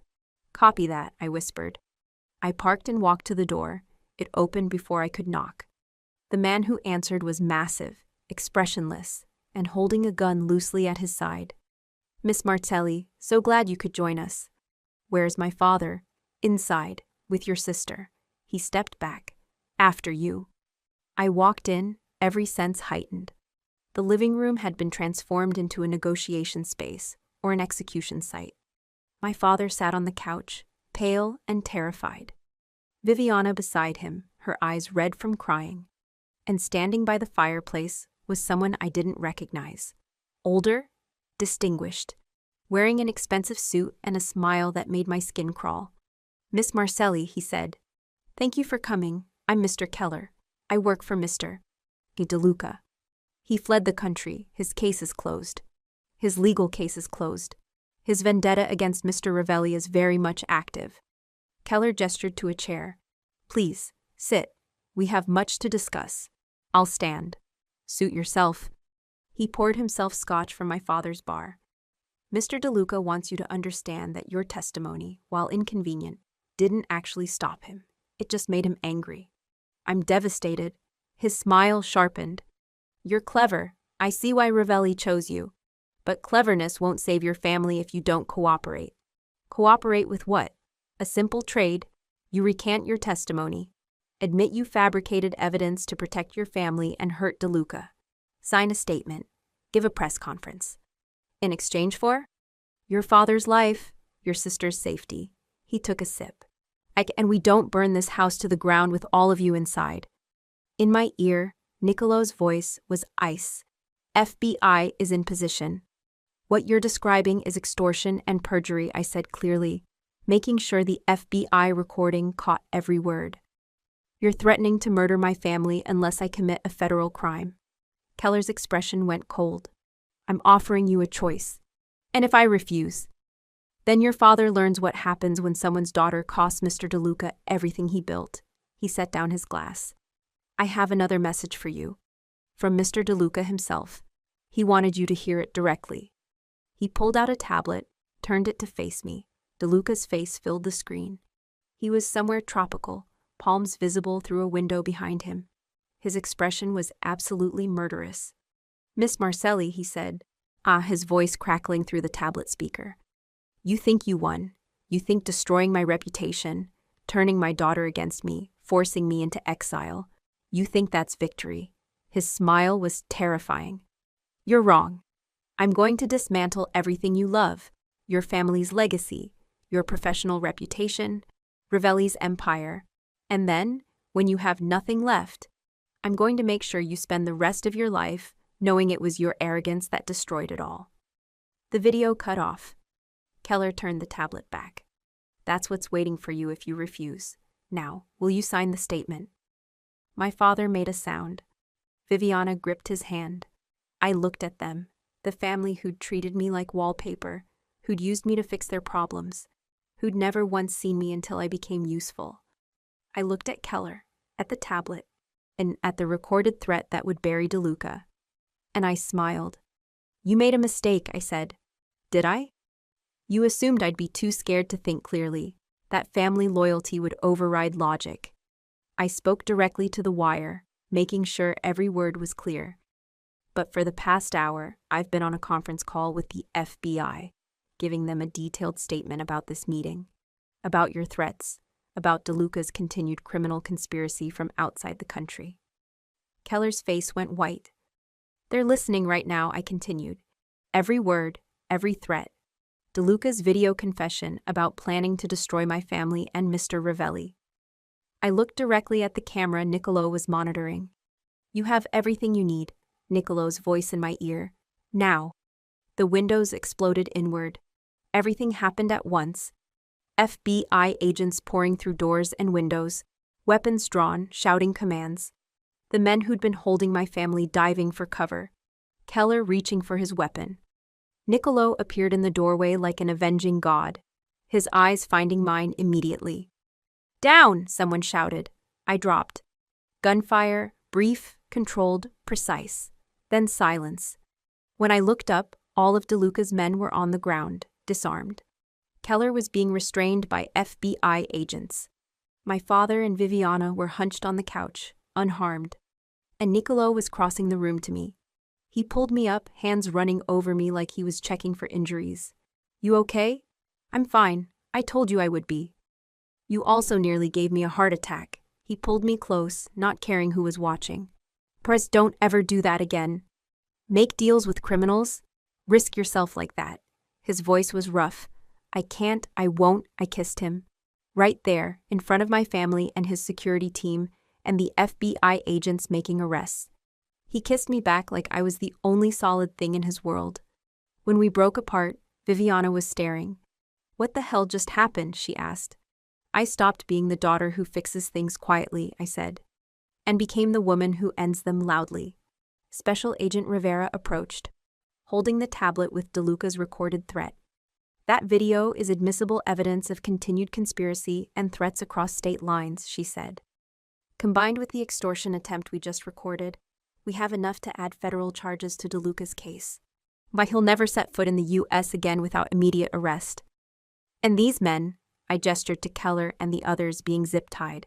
Kidnapping, extortion, conspiracy, weapons charges. They're looking at 20 years minimum. Rivera almost smiled. You did good work, Miss Markelli. Most civilians would have frozen. I'm not most civilians. No. She glanced at Niccolo. You're definitely not. The FBI processed the scene for another 2 hours. Statements were taken. Evidence was catalogued.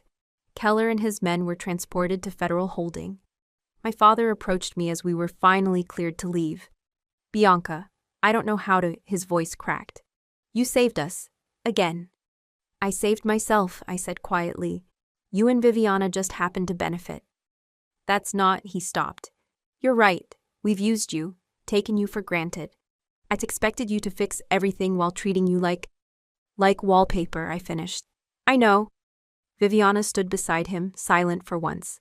I'm sorry, my father said. For all of it. For not seeing you, for not protecting you, for... I don't need your protection anymore. I looked at Niccolo, who was coordinating with his security team. I have my own. The engagement, Viviana started. Is it real? Yes. But it started as a deal. To save us. It started as survival. It became something else. I met her eyes. Something I chose, for me. She studied me like she was seeing me for the first time. You're different. No, I'm just finally visible. I turned to leave, then looked back. And Viviana, next time you reject a dangerous man in public, remember. I won't be there to clean it up. Niccolo drove us back to the penthouse in silence. Inside, he poured us both scotch we didn't drink. Your family is safe now, he said finally. DeLuca's finished. The FBI has him on federal charges. He can't touch you. The deal terms are more than met. I know. Which means, I choose you. I cut him off. Not because of protection or deals or survival. I choose you because you gave me space to be dangerous. Because you saw me when everyone else looked through me. Because you... He crossed the room and kissed me. This time there was no performance, no audience, no deal terms or boundaries or careful negotiation. Just us. He kissed me like he'd been waiting his entire life to do it properly. Like I was the only thing that mattered. I kissed him back the same way.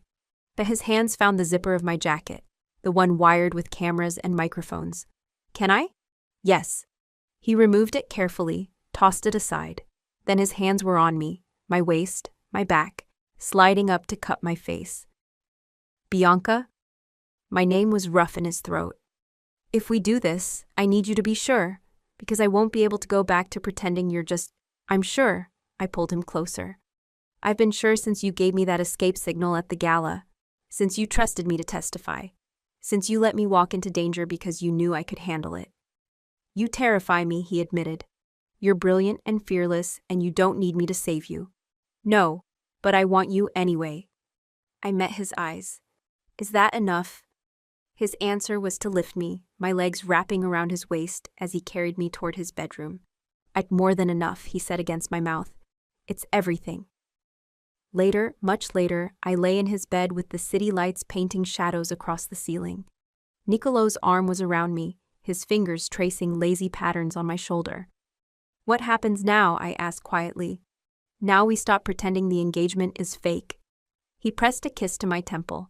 Now we figure out what we actually are to each other. And what's that? Partners, in every sense. He pulled me closer. You're not the invisible daughter anymore, Bianca. And I'm not the monster they think I am. We're just dangerous together, I finished. Yes. His smile was genuine. Exactly that. I turned to face him. My father will have questions. Viviana will. Let them ask. Let them wonder. He kissed me softly. You don't owe them explanations anymore. You don't owe anyone explanations except yourself. And you? I already know who you are. His hand curved around my jaw. You're the woman who walked into my office and negotiated her own terms, who dismantled a fraud case, who walked into a trap and turned it into a victory. His thumb brushed my cheek. You're mine, if you want to be. I want to be. Then that's what matters.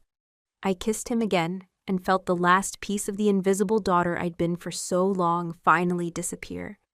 In her place was someone new, someone dangerous, someone chosen, someone who'd stopped surviving and started living. The news broke the next morning. Federal charges filed against security mogul DeLuca. Art fraud, extortion, international conspiracy. Every major outlet ran the story. The video of DeLuca threatening me from his tropical exile played on loop. Keller's arrest. The FBI raid. The Marcelli family's complete exoneration.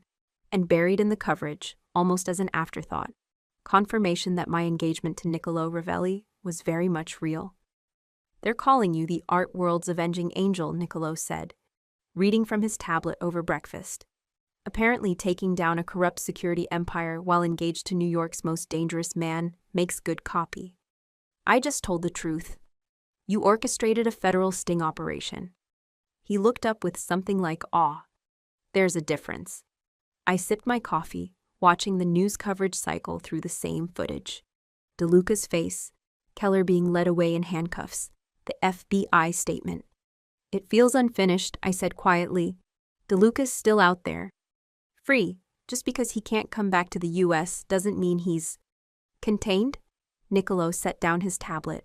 No, but he's neutered. No access to his money, no network, no power base. Elena's testimony will ensure he's convicted in absentia. But never arrested, never actually facing consequences. Some enemies you don't beat by destroying them.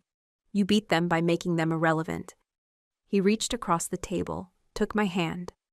DeLuca's life's work is gone. His reputation is destroyed. His daughter turned on him. And the woman he tried to intimidate is being celebrated as a hero. His thumb traced my knuckles. You won, Bianca. Completely. Andrea called an hour later with the final legal wrap-up. DeLuca's daughter is cooperating fully. She's giving the FBI everything, shell companies, offshore accounts, as every piece of his operation. In exchange for testimony against her father, she's looking at 18 months instead of 15 years. Andrea's voice carried satisfaction. And the DA issued a formal apology to your family this morning. Full exoneration. They're even discussing a commendation for your cooperation. What about DeLuca himself? Interpol has him flagged. The moment he leaves the Cayman Islands, he's arrested. And the Caymans are already reviewing his resident status. They don't like harboring wanted felons once it becomes public. She paused. He's trapped, Bianca. He can't access his assets, can't travel, and every associate he had is cooperating to avoid his fate. It's only a matter of time before he's in custody. After she disconnected, I sat with that. It was over. Really over. What are you thinking? Niccolo asked. Like that 3 weeks ago, I was invisible. And now I'm apparently an avenging angel. I looked at him. It doesn't feel real. It's real. He crossed to me, pulled me to my feet. The question is, what do you want to do with it? With what? With being seen, with having power, with your name meaning something. His hands settled at my waist. You could go back to being the quiet restorer who fixes things behind the scenes. Or you could leverage what you just did into something bigger. Like what? Like running your own authentication firm. Like testifying as an expert witness in fraud cases. Like becoming the person museums call when they need the truth. He smiled. Like being dangerous professionally, not just personally. The idea settled in my chest like a spark. I'd need capital, reputation, connections. I'd time to build something from nothing. You have the reputation now. The rest we can build together. He kissed my forehead. And you have me. If you want the partnership to extend beyond survival. Is that what you want? I want you to build whatever you want to build. And I want to watch you do it. His eyes held mine. Preferably while actually being married to you, not just pretending. My heart stopped. Niccolo? I'm not proposing. Not yet. He smiled. I'm just saying, the engagement stopped being fake somewhere between Sotheby's and federal court. We should probably acknowledge that. Acknowledge it how? By living like it's real, by making decisions together, by stopping the pretense that this ends when the danger does. He pulled me closer. By choosing each other. And every day, I looked up at this man who'd given me space to be lethal and protection to be safe and partnership when I'd only asked for survival. I choose you, I said. Every day. Good. He kissed me, slow and certain. Because I'm not letting you go. Over the next 2 weeks, we rebuilt. Not the engagement, that was already real. But the shape of what came after. The first meeting was with the Met's Director of Acquisitions. Your testimony in the DeLuca case was remarkable, she said, reviewing my credentials in her office overlooking Central Park. We've been burned before by authentication fraud. Having someone with your technical expertise and your, let's call it courage, would be invaluable. You're offering me a position?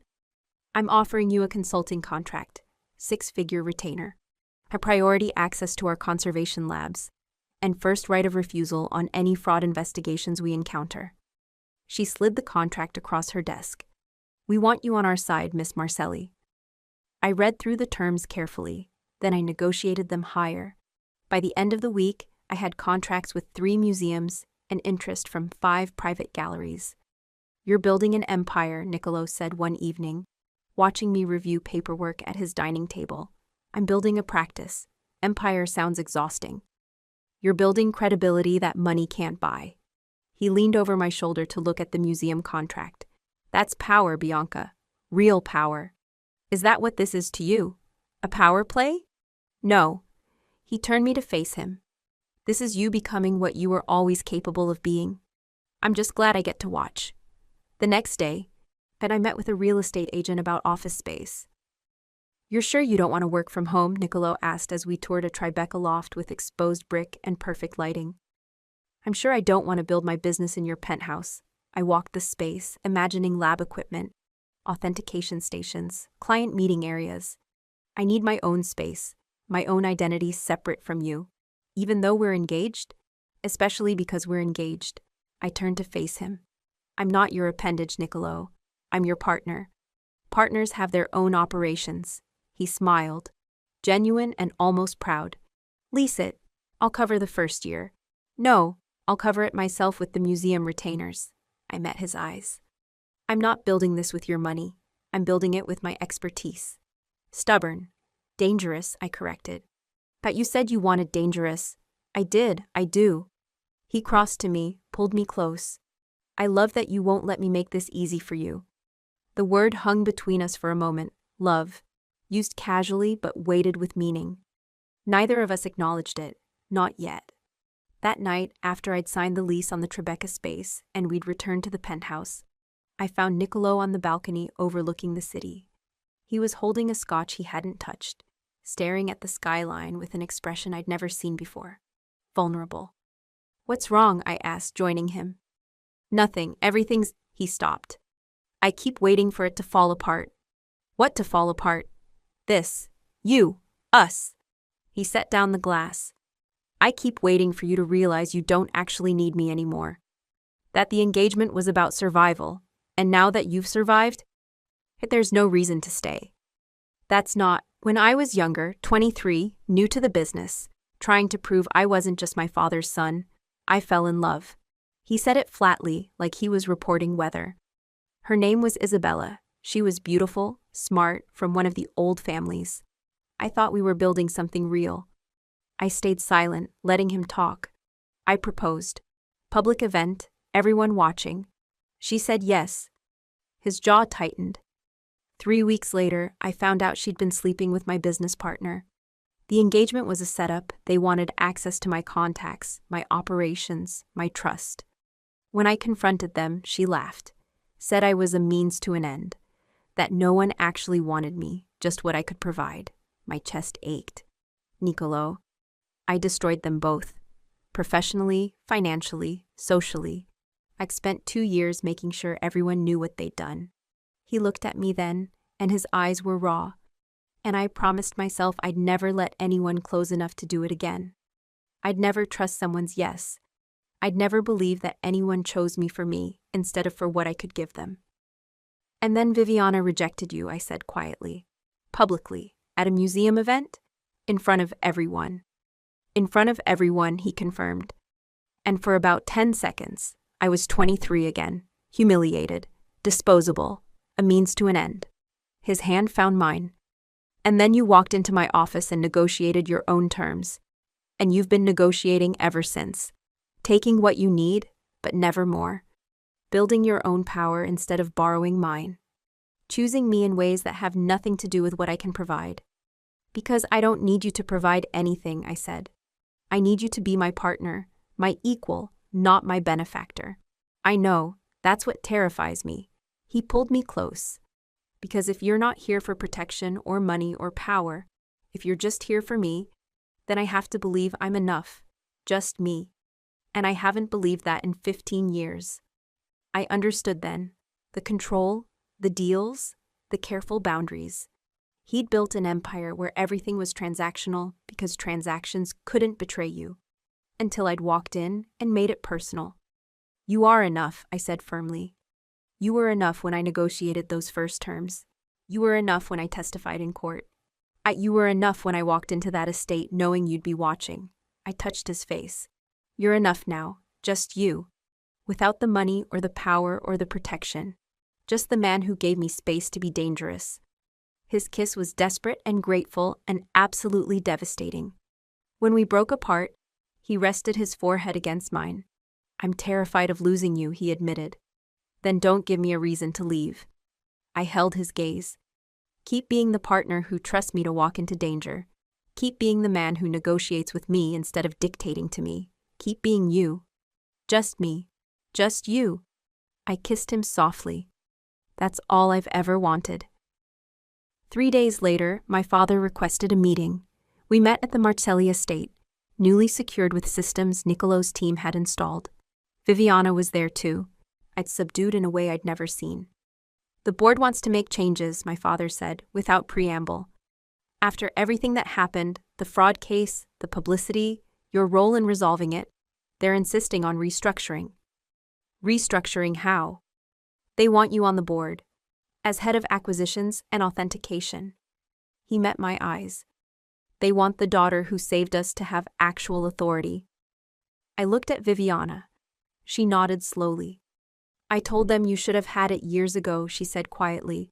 "I was wrong, about a lot of things, about you, about thinking you were less important because you were quieter, about—" She stopped. "I'm sorry, Bianca, for starting this. for not seeing you, for treating you like you were disposable. You treated me like what I let you treat me as, I said. Not cruel, just honest. That I made myself invisible. You just didn't bother to look. But you're not invisible now. No, I'm not. So will you take the position, my father asked. The board is unanimous. They want you to lead the collection's future. I thought about it. About the Marcelli legacy that had never quite been mine. About the family that had overlooked me until I became useful. About the business I was building that was entirely my own. I'll consult, I said finally. But I'm not joining the board. I'm not coming back into the family structure. My father's expression fell. Bianca.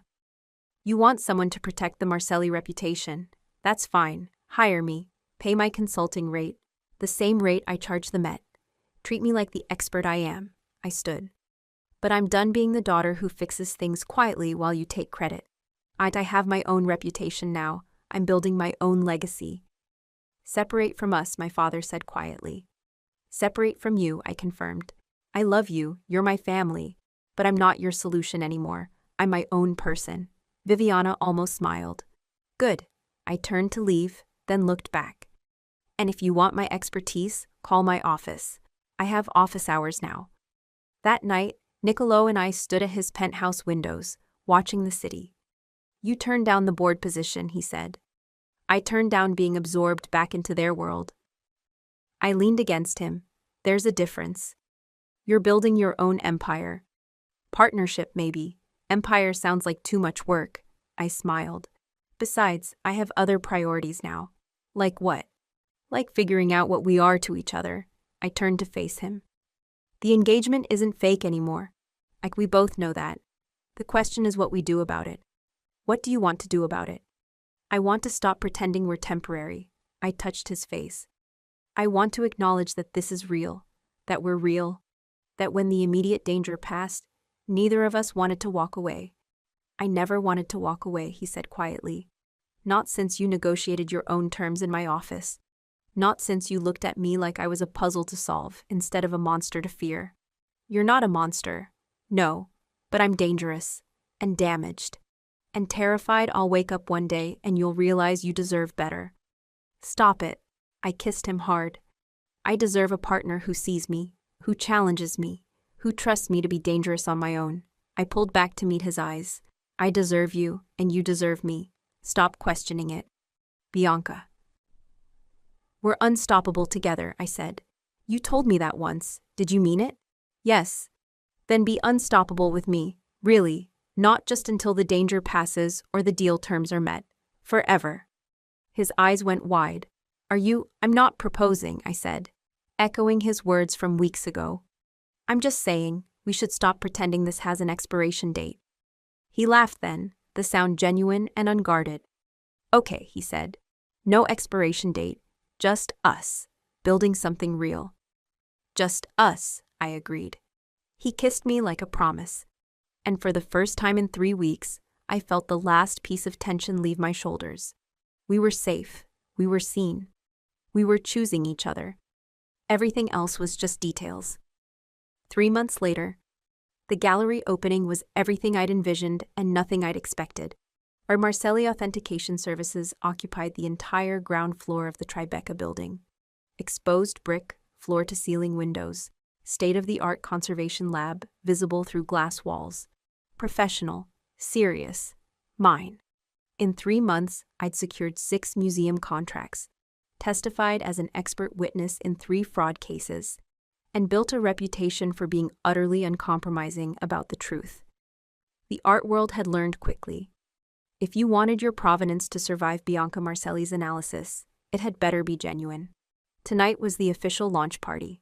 Clients, colleagues, museum directors, federal prosecutors who'd worked the DeLuca case, and because this was my life now, several of Niccolo's business associates who'd learned that art authentication and security infrastructure had interesting overlaps. I stood near the entrance in a dress that whispered power instead of screaming wealth, greeting arrivals. Congratulations, Miss Marcelli. Special Agent Rivera approached with a smile. We heard DeLuca was arrested in Grand Cayman this morning. Tried to board a flight to Switzerland. Interpol had him in custody within the hour. My heart jumped. He's actually in custody, being extradited to face federal charges. Rivera's expression was satisfied. Thought you'd want to know. Your testimony put him away, permanently. After she moved on, I stood there processing. DeLuca was finally caught, actually arrested. The threat that had hung over us for months was done. You look like you just won something, Niccolo said, appearing at my elbow with champagne. DeLuca was arrested this morning, and he's being extradited. His expression transformed, shock shifting to fierce satisfaction. It's really over. It's really over. I took the champagne he offered. We won. Completely. You won, he corrected. I just provided the resources. You did the rest. We won, I insisted. Partners, remember? He smiled, and his hand found the small of my back in the gesture that had become as natural as breathing. Partners. 2 hours later, after presentations and networking and conversations about authentication protocols, I found Niccolo on the gallery's back terrace overlooking the street. Successful launch, he said without turning. Successful enough. I joined him at the railing. 6 new client inquiries, 3 potential contracts, and in one very interesting offer to consult on a Renaissance forgery case in Florence. Will you take it? Probably. It sounds complicated and expensive. I smiled. My 2 favorite things. What about me? Am I complicated and expensive? You're complicated and priceless. I kissed his cheek. There's a difference. He turned to face me, and something in his expression made my breath catch. What? I asked. I love you. The words stopped time. We danced around it for months. Implied it, shown it, built our entire lives around it. But neither of us had said it, until now. Niccolo? I love you, Bianca. He said it again, like he'd been holding it back and couldn't anymore. I love the brilliant, ruthless, extraordinary woman you were always capable of being. I love that you don't need me to save you, but chose me anyway. I love that you negotiate with me instead of deferring to me. I love that you're dangerous and kind and absolutely terrifying when someone underestimates you. My throat tightened. You don't have to say it back. Not if you're not ready. He touched my face. I needed you to know. I love you. Completely. And if you're not ready to hear that, I'll wait. But I'm done pretending I don't feel it. I looked at this man who'd been betrayed and humiliated and taught that love was a weapon. Who'd built walls so high I'd had to negotiate my way through them. Who'd given me space to be dangerous and safety to be vulnerable and partnership when I'd only asked for survival. I love you too, I said. His expression transformed, shock shifting to something raw and unguarded and absolutely devastating. Say it again, he said roughly. I love you, I pulled him closer.